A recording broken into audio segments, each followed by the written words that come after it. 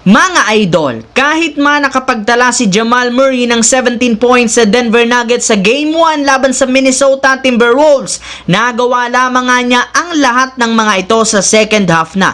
Naging basura nga daw ayon sa mga fans ang performance nito sa first half dahil sa 0 points at ang mahirap pa dyan, hirap nga siya nabantayan at pahintuin ng kanyang katapat na si Anthony Edwards. At isa nga sa mga rason ng pagkakaroon ng malamyang simula nito sa Game 1 dahil sa kanyang iniindang injury sa kanyang binti plus napakahigpit na depensa ng bumabantay sa kanya mula sa Minnesota na si Jaden McDaniels. Yes mga idol, literal napahinto ni McDaniels si Murray sa naging bakbakan sa first half gamit ang depensa nito. Ni hindi malanga ito sa kanya makagalaw ng mas maayos dahil lahat ng mga ginagawa nito dinidikitan at sinasabayan siya. Maliban nga po mga idol kay Jamal Murray, hindi rin naman masyadong naging komportable sa Game 1 ang kanilang sentro na si Nikola Jokic. Sa katunayan, pagkatapos nga po ng kanilang laro, nagreklamo na nga agad ito sa tatlong big man ng Minnesota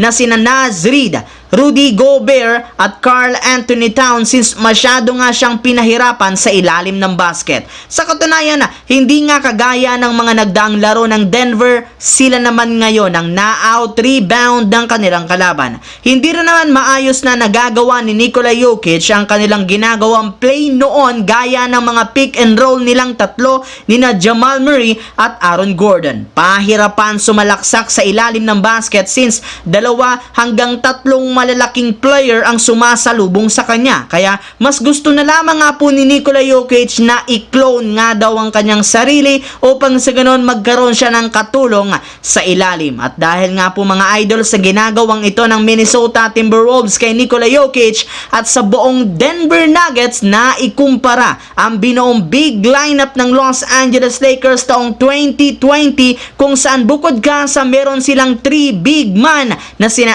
Anthony Edwards, JaVale McGee at Dwight Howard ay pinahirapan rin naman nila noon si Nikola Jokic sa ilalim ng basket. Kaya meron nga talagang pagkakatulad ang 2024 Timberwolves sa 2020 Los Angeles Lakers. Para nga po sa inyong kalaman, dito naman sisimulan nga po ang Game 1 ng second round sa pagitan ng New York Knicks at Indiana Pacers sa darating na May 7 sa home court ng Knicks na Madison Square Garden. Yes mga idol, tama nga ang inyong narinig, hawak nga agad ng New York ang home court advantage sa unang pagharap since sila ang may mas mataas na pwesto sa Eastern Conference ng regular season. Ngunit sa kabila nga po niyan, mas liyamado para naman dito ang Indiana Pacers.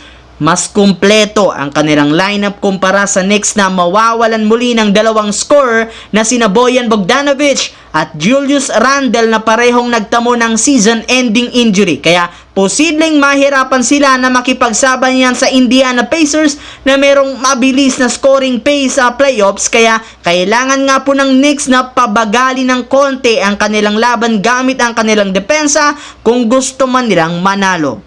So that's it for today's video mga idol na ating pinag-usapan ngayon. Once again, this is your J-Zone TV. Huwag kalimutang mag-like at syempre mag-subscribe. Pindutin ang notification bell sa akin channel para lagi kayo maging updated sa mga videos na pinapalabas ko. Isang malaking shoutout sa lahat mga idol. Maraming salamat po.